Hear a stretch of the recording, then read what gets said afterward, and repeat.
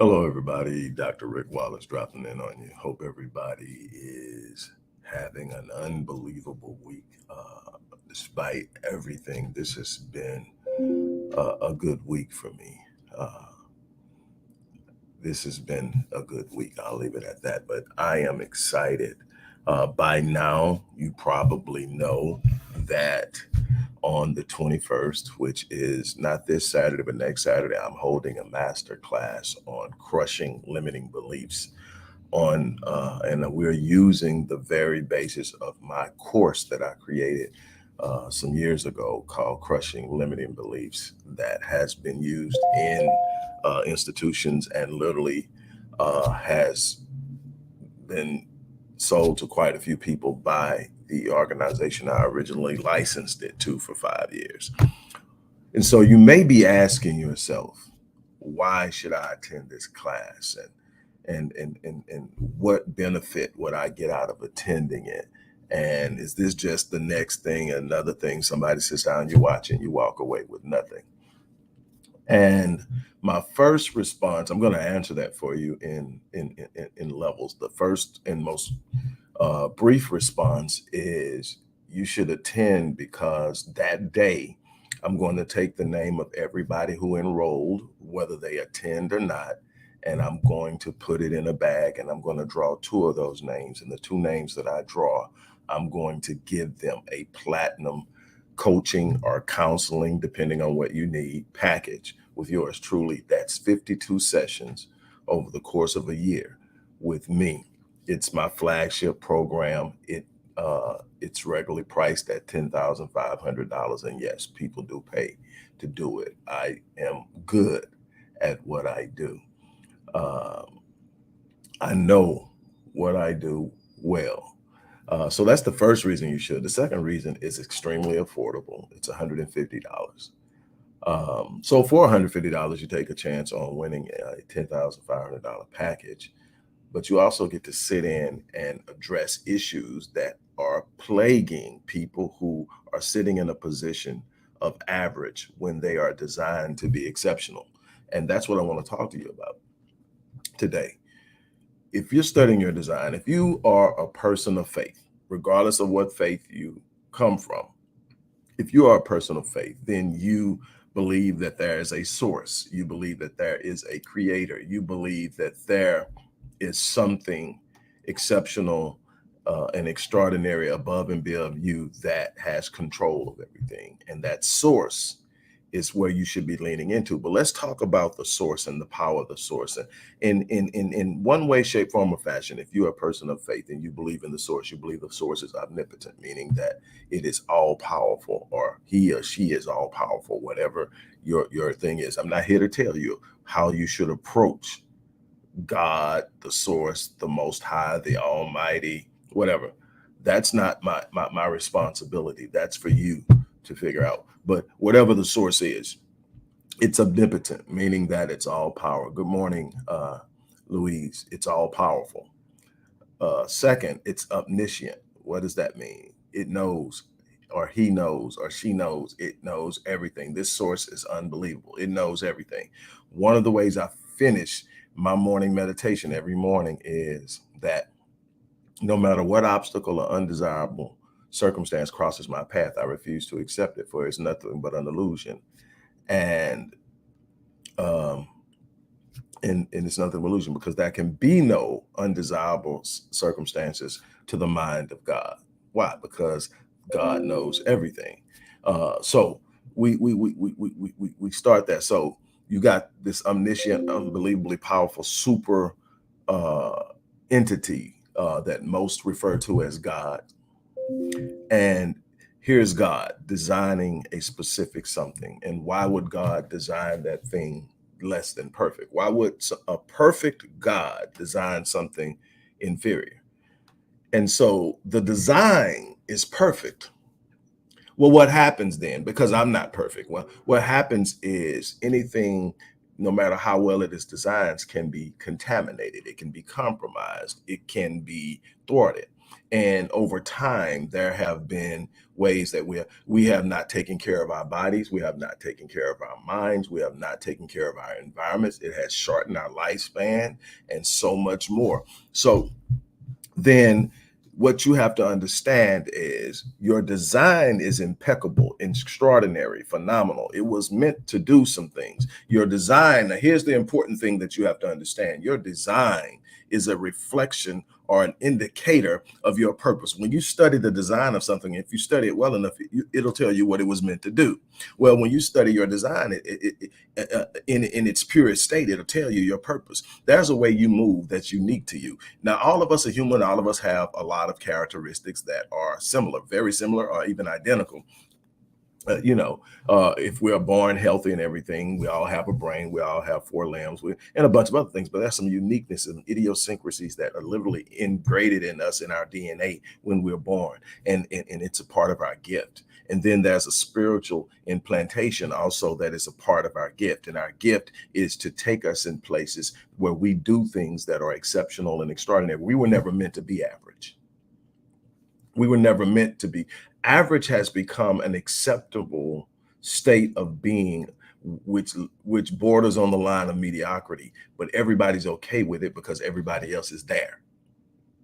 And that was never meant to be. Everybody was supposed to be doing something exceptional. Everybody was supposed to be doing something extraordinary. And the more that we get away from that exceptional performance, the more we get away from that phenomenal state, the worse the planet becomes, the worse the environment becomes. We are declining because we, as the keepers of what God has left us, have declined. We've declined in our health, our mental health. I'm going to be doing a video on mental health probably in the next hour because it's that bad. And yet we turn terrible things into normalities. We have an unbelievable, there should be a level of adaptability in the human mind, in the human space, so that we get into environments that are not something we're normally acclimated to. We adapt to it and we do our best while in it. But it should not be a situation where we adapt and then settle.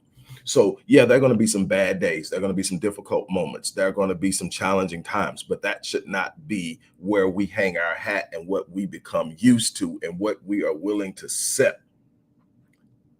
And that is something that you have to gain an understanding of, is that you have a responsibility to your designer to live life at the level of your design. But you're failing. Why? Because you've bought into the narrative and the stories that are being told about you and about the world around you. You have accepted a position less than what you were designed to be. You have accepted a position of average. You have accepted a position of mediocre. You have accepted a position of poverty. You have accepted a position of meandering through life and just simply existing. You have accepted a position of simply surviving because that was the narrative that was handed to you. And there was no other narrative being told when it was handed to you. So you accepted the narrative based off of the environment that you were encapsulated in. And then you decided this was my lot in life. And you haven't even pursued anything close to what you're capable of. You may not have even examined yourself to understand your design. Why do I think this way?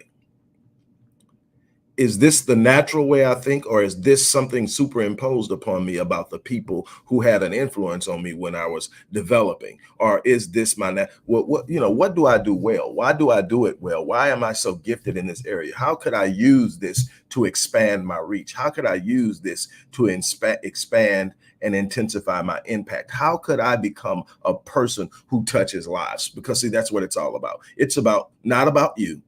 Now, there are some ancillary benefits to touching lives. See, it's about changing people's lives. It's about making the world better. It's about serving a purpose. Now, when you do that right, you are rewarded in so many different ways, not just monetarily, but you are rewarded in many ways. But you have to be in the right place, doing the right thing, and be committed to it.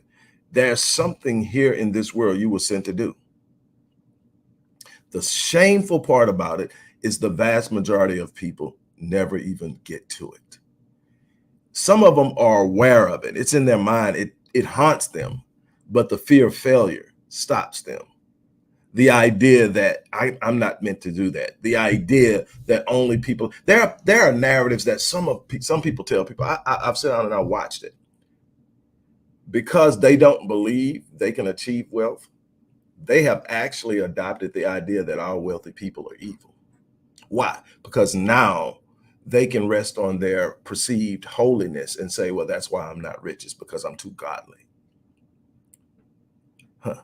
But that's a problem because the abundance of the entire universe belongs to God. And if you are a creation of God and God wants the best for you, why would not God have given you access to all that God owns? So the idea that poverty is somehow some status of purity or some status of righteousness is absolutely ridiculous. But it's a story many tell because they believe they cannot attain the things they see out there. So it's easy to assign to it some negative identity or some negative connotation so that now you can say, well, it's not from God and God would want me to have it. No, God wouldn't want you to burn people to get it. God wouldn't want you to mistreat people to get it. God wouldn't want you to mislead people to get it. But God has it for you. And when you serve your purpose, it opens doors. It says that your gift will make room for you and bring you before great men. I mean, there's absolutely nothing that you aren't capable of, but why are you doing it? Because you don't believe.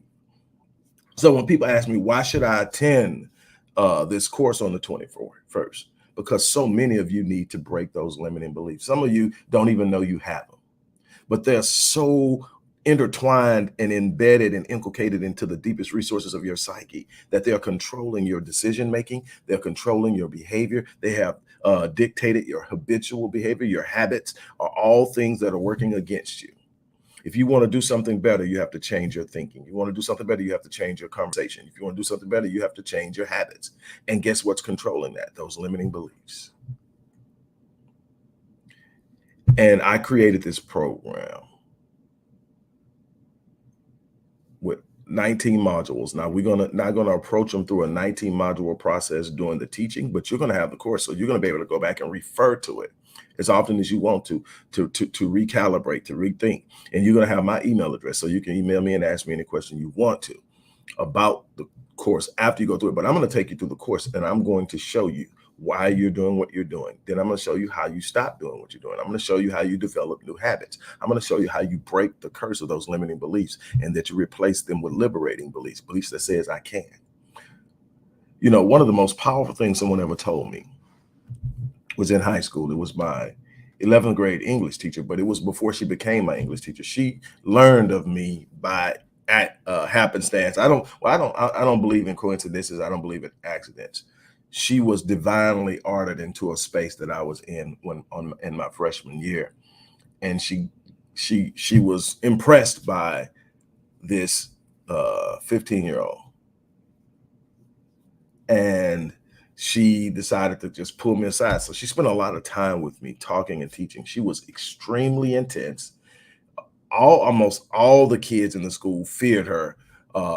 Matter of fact, uh, juniors, when they got their schedules the first day of school, if they had Miss Dewberry, they would literally cry because they have heard of her already and they knew how hard she was. She didn't cut any slack. She demanded excellence at every turn.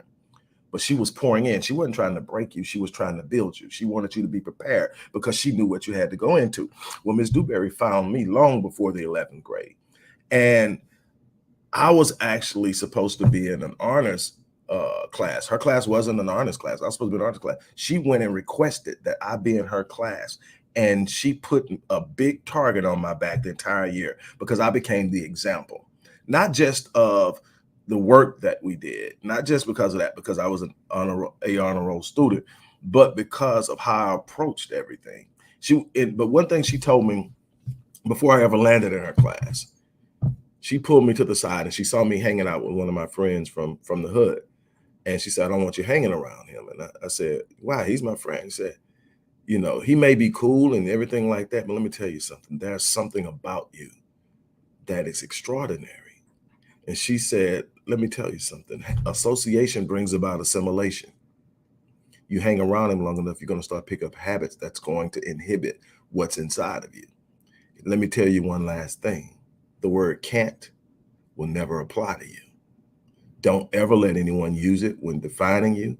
Don't ever let anyone tell you that the word can't does not apply to you. And I went through life and I took it and I believed it because I had looked up to her because of what she was doing.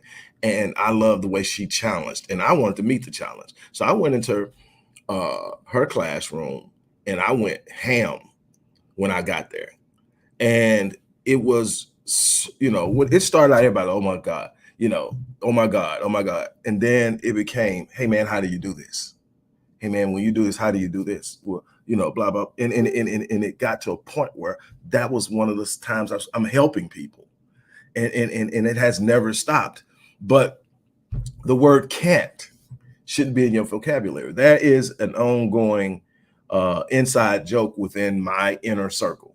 And for those who have been there for some time, there are few, not many, that have been there for some time. They always tell people, the new people who come in, whether they get to stay or not, is another story. But new people come in, and one of the things they tell me, say, if you want to stay in this in this clique, if you want to stay in this circle, don't ever say be realistic. And everybody break out laughing, but the old heads know it's absolutely true. I can't stand that term, be realistic.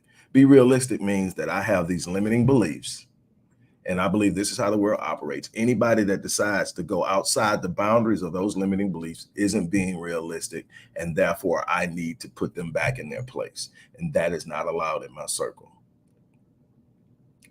I want you to dream as big as you can. Are you just going to snap your fingers and be there? Absolutely not. But if you put in the work, if you see, I have been failing forward for 30 years. I failed forward into writing and publishing 24 books, starting 47 companies, living in places and traveling to places I could never even imagine as a child, and doing some pretty extraordinary things with people's lives and changing lives and taking people from a place where they came from poverty and trauma to literally sitting up and running a multi-level organization. I actually have helped a person who had Asperger's, which is on the autism spectrum. He is now running an international company, and he hits me up once a month and all excited about what he was able to do. And so I know what I'm capable of. I'm doing things on an extraordinary level, not because I'm special, not because I got something God gave me and didn't give everybody, just simply because somebody told me the word can't doesn't really mean anything, and that I can literally do what I put my. And so I decided I'm going to get out there. I'm going to do some things. I'm going to go out and, and the one thing I am grateful for, is that I found myself, because there was a time that I was so successful that I got caught up in me. So it was about what I could buy, what I could drive, where I could live, all those things. How could I present myself? And look at me. And I was waking up every morning, 3 o'clock in the morning, empty. Big house, beyond the wildest imagination of anything. Somebody that got to pay off all mom's debt before she left this place. Take care of her, do things that, just so much. Before I'm in my 30s, but when all this has been done, I done all that in my 30s. I haven't even gotten to 40, but so I'm talking about that. But I remember walking around in that house, 30 something years old, rooms I'm probably never going in, on the lake, gated community, just, I mean, three Black people in the entire section of this particular gated community. Now it was huge, but this particular section on my street was a former NFL player. Scarface, the rapper, lived next door to him and 3 doors down from me. And a corporate attorney lived across the street. Everybody else was white. And at that time, that was okay with me. Not a big deal, not at all. I'm good. I'm good with that. But at the time, that was the thing, I thought I had made it. I thought I was in that place and realized I was empty. I was miserable, literally. I had to stay around people to get energy to feel okay because I was empty. And I went and I sat down And I talked to the very mentor who started me on my business journey, who told me that I was going to fail forward because I dreamed big. And I asked him, and I'm like, man, what's going on, man? I got all the stuff. He said, you haven't learned yet? As sharp as you are, you haven't figured it out? And I'm like, what are you talking about? I said, it's not about things, man. You got to step into your purpose. The things are fun, but they are ancillary. They come because you're in your purpose and you're doing what you're supposed to do. You've just learned how to master stuff, but you're not walking in your purpose. What are you supposed to be doing? And it changed.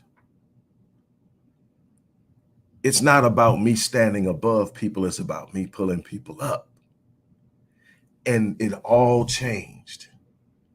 And from that day forward, I tell people, first half of my life was about me. The second half of my life is about my legacy. And my legacy is helping people. So when you ask, why should you attend? Your life is reflected in the decisions you make. Your design is perfect. It's flawless.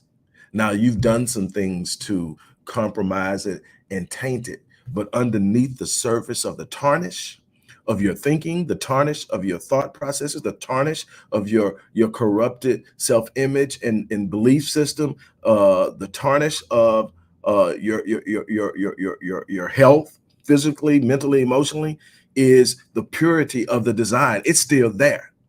It cannot be in itself tainted, but it can be covered with bad things to the point that it becomes ineffective. And see, the biggest part of it is you don't believe there's something better. You might pray about it. You might talk about it in church, but it's reflected in your actions. When you ask James, the brother of Jesus, when you ask James, well, I got this faith, James. I'm telling you, I got this faith. And James says, well, how do you know you have faith? And James, and you tell him, James, because I said I do, because I claim my faith. And the Bible says this, and the Bible says, Jason, no. Let me tell you something. Faith without what? Works is dead. What do you mean, James? He said, you tell me you have faith and you have no works. I show you my faith by my works. You don't know what I believe by watching what I do. I do what I do because I'm passionate about it. I do what I do because it's where the fulfillment comes. I couldn't fulfill this space in my heart with cars. I couldn't fill it with women. I couldn't fill it with square footage. I tried. I couldn't fill it with trips. But you know what? Nothing makes me feel better than to sit down in front of somebody and watch them smile. I have a client that I got a couple of weeks ago. I can't tell too much of her story. I don't want to put out there, but she had been through it. Abusive relationship, which is not that uncommon with people who come to me for counseling. Abusive relationship, horrible history, and beautiful young lady, just beaten down. And she wouldn't smile. And I told her, I said, before too long, when I sit up and say, I'm gonna see you next week, it's gonna trigger a smile. And she was saying, real soft and everything, like she couldn't believe it. She couldn't say it. She didn't feel that her smile, number one, was beautiful. She didn't believe that she had anything to smile for. I was talking to her this week after a session, and I said, hey, that time is coming. I'm about to go. And she smiled. It made my week. With everything that I'm going through, that made my, why? Because there was power in that smile beyond anything she ever knows right now. That's going to show up in what she's able to do. That was her being released from something. That's what I do. And that's what I enjoy. That's the power to be able to look in somebody and see what other people don't see. And people ask, well, why you treat everybody like this? Because everybody deserves to be treated that way. When I'm dealing in the Black community and people sit up and say, well, not all Black women deserve, everybody deserves to be treated. It's not about what I see you doing. It's about what I know is inside of you. Because see, the designer didn't play favorites. That's the beauty of this thing. The designer didn't play for, I'm gonna bless you, bless you, bless you. No, you're just gonna be ratchet all your life. You're just gonna be poor all your life. You're just gonna be mentally challenged and mentally frustrated all your life. You're just gonna be a stepping stool for everybody. No, that came from your environment. That came from constant negative influences around you. That came from being in the wrong place. That came sometimes from your own poor decisions, but it was never God's desire for you. It was never God's will for you. It's not a part of your design. It's not a part of your purpose. It's not a part of your destiny. It's not something you should be looking forward to in the future. You should be stepping back and saying, what limiting beliefs are shutting me out of what God designed me to do? What limiting beliefs are shutting me out of what God wanted me to have? What limiting beliefs are stopping me from being a blessing and a powerful force in the lives of other people? That's what you're supposed to be asking yourself, because in front of you is the story you write. You get to write it. Nobody gets to tell you what you can and cannot do. You are going to determine. The only limitations you have are the ones you accept with your mind. Everything else is a lie. Everything else is a lie. You have the ability to stand up and walk and do unbelievable things. You were designed that way. The problem is you haven't been living at the level of your design. So that's what I'm going to be doing on the 21st when I teach this class. I'm going to be setting you free to actually walk in a space you've never explored before, the space of possibility and unlimiting and limitless possibilities. I'm going to open the gate to abundance, not just in money. See, abundance flows in every aspect and area of your life. You need an abundance of love. You need an abundance of confidence. You need an abundance of excitement, an abundance of joy and happiness, an abundance of fulfillment. And all of it exists. And yes, there is financial abundance, and it cannot be restrained from you. It's not simply meant from some elite group. You have a right to it. You can create it. You can generate it. You can manifest it. It's all possible. I want to show it to you.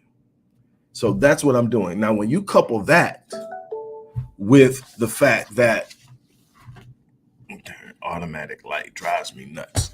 When you couple that with the fact that I'm literally going to be drawing names from all people who enroll on the day of the class so that everyone can see me do it, I'm going to draw names. I'm going to draw 2 names out of the 20. I'm accepting 20 people because I really want to engage you. If the class is too large, everybody doesn't get a chance to ask questions, be addressed, and put their challenges on the table. So I want it to be a reasonable size. So I'm only accepting 20 people. So after 20 people, I'll be shutting this down. But out of that 20 people, I'm drawing 2. 2 people are going to be gifted a platinum coaching or counseling or consulting package, depending on where you are in your journey, what you're trying to accomplish. If you're trying to deal with trauma, it's going to be counseling. If you're trying to expand your business, it's going to be coaching. If you're trying to grow your vision, it's going to be coaching. To me, it's all the same. It's about understanding how your mind is moving and make sure that it starts to produce the right thought patterns, because that'll produce the right speech, and that'll produce behavioral habits and so many other things that are going to help you win. But 2 people are going to get a platinum package. That's $10,500 each. A platinum package is $10,500 each. I'm going to gift it to 2 people that day. So for $150, you're going to get a lesson that's going to blow your cap off. And you stand a chance to win an additional 52 sessions with the person who designed the program. And I'm telling you that I got an old client that reached out not that long ago. Well, actually, I have several old clients that reached out that are actually coming back for another round. I've got clients that have done that platinum package more than once because I get results. And I want to help as many people. If you remember, I told you towards the end of last year that my goal was to change the lives of 1 million people. And obviously I can't sit down face to face with 1 million people. So these videos, those courses that I'm doing on the weekends, all of these are different ways that I'm going to reach people, and I'm going to change lives. I'm going to leave my imprint in this world. People will speak of me after I'm gone. That to me, that's legacy. You leave a financial legacy for your family, but you leave an imprint legacy of how you touch this world so that your great grandchildren and their grandchildren will have something to stand on and believe in and be connected to, and a sense of identity. Because, hey, my great great great grandfather was the dude that did this. That's a legacy that speaks of you long after you're gone. That's what you're doing. You're here changing lives. When you change people's lives, they don't forget you. So I'm telling you, go to the description box, click that link, sign up, and you'll receive a welcome email from the support team. And before the day of the class, you'll receive an email probably from me with all the information you need to get started, along with the course itself. And the course you're going to be able to keep. It's a digital course, but I want to show you something, just how powerful the mind is, because that's what's been holding you back. If you're ready to take that step, I don't care what your challenge is. If you change this, you change it. It's a process, but you change it. I want to show you how to do that as quickly as possible. You can take a long time bumping your head figuring it out, or you can let somebody who knows how show you. My grandmother used to always say, sometimes bought sense is better than borrowed. What she was saying is, you can take somebody else's advice who's already done it and save yourself the hard work of bumping your head, or sometimes you have to learn it the hard way. I learned a long time ago, I'm gonna get as much borrowed sense as I can, to keep from bumping my head when I don't have to. And I suggest you do the same. On that note, I'm out here. As I always say, I live my life on full so that when I leave this place, I die on E. I'm challenging you to do the same thing. On that note, I'm out of here.